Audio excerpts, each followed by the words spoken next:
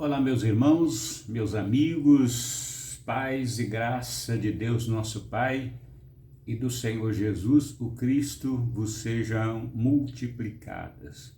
Estamos aqui para dar continuidade aí com a nossa reflexão, com o nosso tema, o nosso slogan, revelando o Apocalipse, numa linguagem simplificada, de forma simples, deixando o texto dizer o que ele está dizendo, tá? E hoje nós vamos ler os versículos 5, 6 e 7. Versículos 5, 6 e 7 diz assim: E da parte de Jesus Cristo, que é a fiel testemunha, o primogênito dos mortos, e o príncipe dos reis da terra, aquele que nos amou e pelo seu próprio sangue nos lavou dos nossos pecados e nos fez reino e sacerdócio para Deus seu Pai. A ele seja a glória e o império pelos séculos dos séculos. Amém. Eis que ele vem com as nuvens e todo olho verá, inclusive aqueles que o transpassaram. Todas as linhagens da terra prantearão sobre ele, sim, para todo sempre. Amém. Nós estamos aí mostrando para você, as pessoas do Apocalipse. Já vimos aí com você que a revelação do Apocalipse, ela não se refere a Jesus Cristo, A revelação do Apocalipse foi dada a Jesus Cristo pelo seu Pai, e ela se refere ao seu Pai. Então, todas as vezes que o Apocalipse vai falar, sobre a manifestação de um Deus operando na natureza, agindo, ele está se referindo ao Deus Pai, ao Elohim, que na nossa tradução foi substituída pela palavra Deus, que é uma declinação da palavra Zeus, Deus da mitologia, considerado pelos gregos, inclusive pelo Império Romano, como Deus Todo-Poderoso, Deus do Rei dos Céus, que reina nos céus, tá bom? Os versículos 5, 6 e 7 é uma referência que esta pessoa que faz o relato está falando, tá? João fala lá que ele está na ilha de Patmos por causa do testemunho de Jesus e da palavra de Deus, duas coisas totalmente diferentes. Aqui nos versículos 5, 6 e 7, a pessoa que está escrevendo o Apocalipse, o escriba ou o escrivão, ele está fazendo uma referência ao testemunho de Jesus pelo qual João foi preso, tá? Pelo qual João foi exilado na ilha de Patmos, tá bom? E aí no versículo 4, como nós lemos aí no último vídeo, nós vimos aí que o texto está falando, João está cumprimentando, a pessoa que está escrevendo aqui, ela está passando para a igreja que João está, a cumprimentação que João faz, como introdução às cartas, e ele traz paz de Deus Pai, tá certo? Que se refere àquele que era, que é e que há de vir, e nós já mostramos para você que não é Jesus. Agora o texto vai se referir a Jesus. Até então, o texto não se referiu a Jesus em nenhum momento.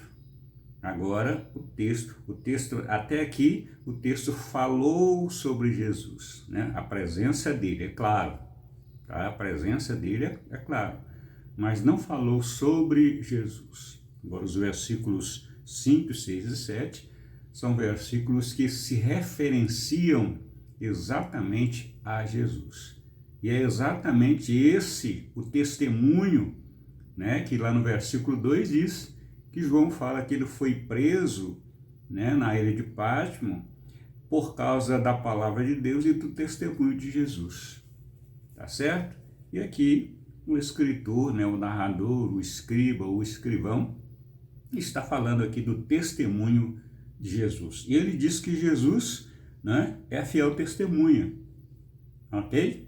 Jesus é a fiel testemunha, Jesus é o primogênito dentre os mortos, tá? Jesus é o primogênito, né, dos mortos. Jesus é o príncipe dos reis da terra. Preste bem atenção. Lá mais na frente, a Bíblia vai falar que Jesus é rei dos reis. Tá certo? Lá no capítulo 19, a Bíblia vai falar que Jesus é o rei dos reis.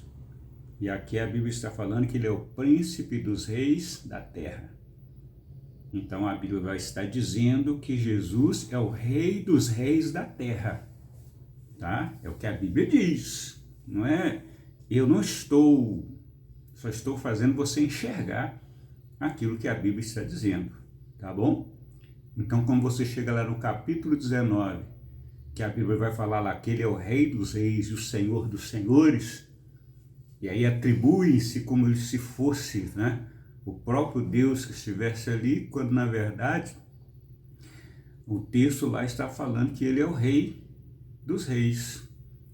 E de quais os reis que Jesus é o rei? Os reis da terra. Aí, tá? Aí vem, continuando, aquele que nos amou e pelo seu próprio sangue nos lavou dos nossos pecados. Tá? Então, Jesus, o Cristo, né, ele é a fiel testemunha de Deus o Pai. O Deus, o nosso Pai, ele está fora do tempo e do espaço. O Deus e nosso Pai, ele se move na eternidade. A eternidade foi criada por ele, sendo o único ser eterno. Alguém que é eterno não pode ter princípio, nem início, tá? E o Pai é o único que não tem princípio nem início, inclusive a eternidade, ele criou a eternidade. A eternidade é, digamos assim, o seu mundo. A eternidade é o contexto da existência de Deus, tá? E a Bíblia afirma que Deus é invisível, que ele habita na luz inacessível. E a Bíblia também diz que homem nenhum viu, nenhum ser humano o viu. Consequentemente, a Bíblia afirma que seres humanos irão vê-lo como ele é. Seres humanos que creram em Jesus, no sacrifício de Jesus, né? Não vou entrar nos detalhes aqui, porque não é o nosso caso, vão ver como ele é, mas até lá nenhum ser humano o viu. E Jesus é a fiel testemunha. Jesus é o primogênito dos mortos, tá?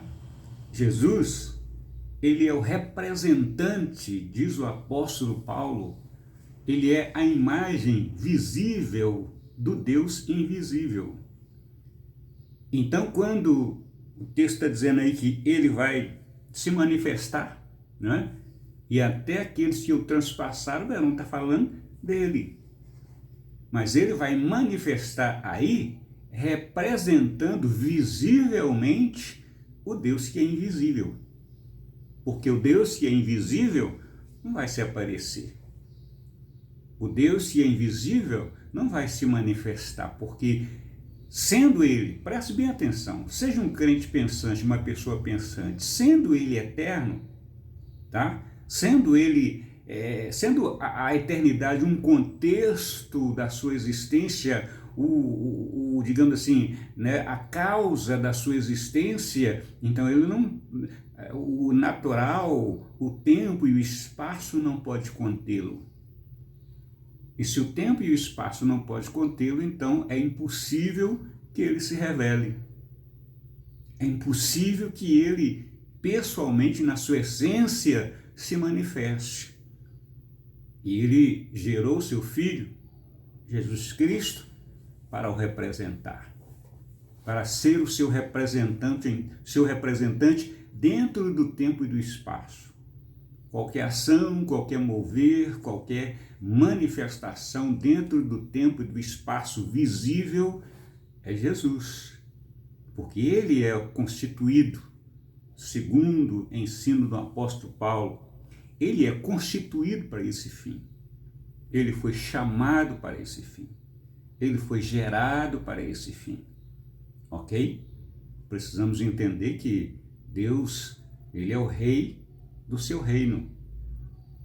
Em Efésios capítulo 2, versículo 9, se eu não me engano, o apóstolo Paulo fala lá que ele é o rei do seu reino. Tá? E um reino, tem o rei que é supremo, existem vários príncipes, vários comandantes, várias autoridades, inclusive na ausência do rei, né, um dos príncipes assumem, né, a figura do rei, a figura do soberano. E no caso de Jesus, ele assume a figura do soberano dentro do tempo e do espaço. Por isso o texto está dizendo aí que é aquele que nos amou, né, e pelo seu próprio sangue nos lavou dos nossos pecados, e ele nos fez reino e sacerdócio para Deus seu Pai. Então o que a Bíblia está dizendo? A Bíblia está dizendo que Jesus é um e Deus é outro. Ok? É só deixar a Bíblia dizer o que ela está dizendo. Ela está dizendo que Jesus é fiel testemunha. Ela está dizendo que Jesus é o primogênito dos mortos. Ela está dizendo que Jesus é o príncipe dos reis da terra. Ela está dizendo que Jesus é aquele que nos amou e pelo seu próprio sangue nos lavou dos nossos pecados. Ela está dizendo que Jesus nos fez reino e sacerdócio para Deus, seu Pai. Então a Bíblia, ela é clara. Se nós deixarmos ela dizer o que ela está dizendo, não tem confusão. Tá certo? E aí nós observamos que ele nos fez rei e sacerdócio para Deus seu Pai, então, por isso, a ele seja dada a glória, né? O império pelos séculos dos séculos. Ele merece esse posicionamento de glória, louvor, reverência, veneração, inclusive, né, no desenrolar do Apocalipse, você vai perceber que no culto, por exemplo, que acontece nos capítulos 4 e 5 do Apocalipse, nesse culto, né, que irá acontecer, João já viu, né, e ele trouxe para nós a revelação do Pai que está no trono, e ele já trouxe a revelação para nós do Filho que será venerado, os anjos se prostrarão diante dele, todas as criaturas no céu e na terra se prostrarão diante dele. Mas quando vai falar na adoração, a Bíblia é clara em dizer que a adoração é direcionada àquele que está no trono. E aquele que está no trono, nós já falamos sobre isso aí da ideia de trono, né? Aquele que está no trono não é Jesus. Aquele que está no trono é o que o texto está falando aqui, ó, para Deus, seu Pai. Então Jesus, ele nos comprou, nos fez um reino de sacerdote para Deus, seu Pai. Por isso, a ele seja a glória, o império pelos séculos dos séculos. Amém. E aí o texto está dizendo, com esta dignidade e com essa posição, ele vem. Versículo 7. Com esta dignidade e com essa posição, ele vem com as nuvens e todo olho verá. Por quê? Porque Deus é invisível. Nenhum ser humano, a Bíblia é clara, nenhum ser humano verá a Deus e viverá.